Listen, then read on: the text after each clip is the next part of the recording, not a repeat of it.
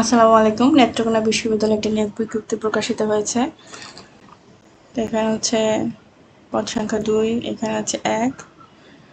তো মোট হচ্ছে 8 জন নেওয়া হবে। তো বিস্তারিত বলে দিচ্ছি। তো যারা চ্যানেলে নতুন, এখনো চ্যানেলটা সাবস্ক্রাইব করেননি, চ্যানেলটা সাবস্ক্রাইব করে দিবেন এবং ভিডিওগুলো শেয়ার করে দিবেন, লাইক কমেন্ট করবেন।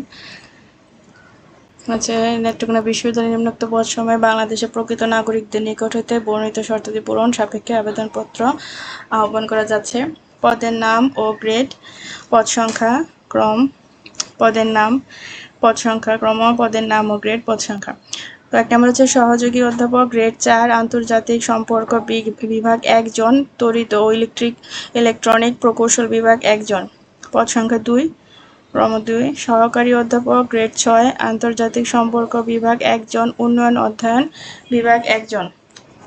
পদ সংখ্যা 2, ক্রম 3, প্রভাষক, grade 9, computer science and engineering বিভাগ 1 জন। পদ সংখ্যা 1। এরপর হচ্ছে পরিচালক, পরিকল্পনা উন্নয়ন, গ্রেড 3, সহকারী প্রকৌশলী ইলেকট্রিক্যাল, গ্রেড 9, 1 জন দুইটাতেই। আর উপপরিচালক অর্থ হিসাব, গ্রেড 5, 1। এখানে মোট হচ্ছে 8 জন। আবেদনের তারিখ 9 জুন 2026 থেকে 29 জুন 2026 তারিখ বিকেল 4টা।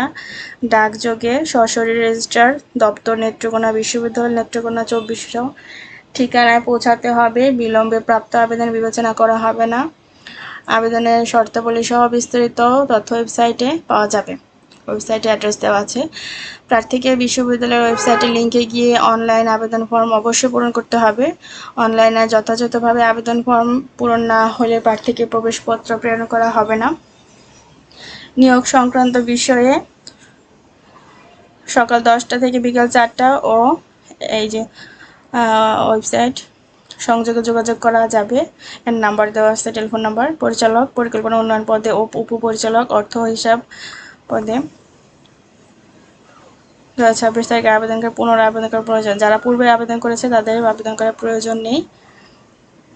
ধন্যবাদ সবাইকে ভিডিওটি দেখার জন্য।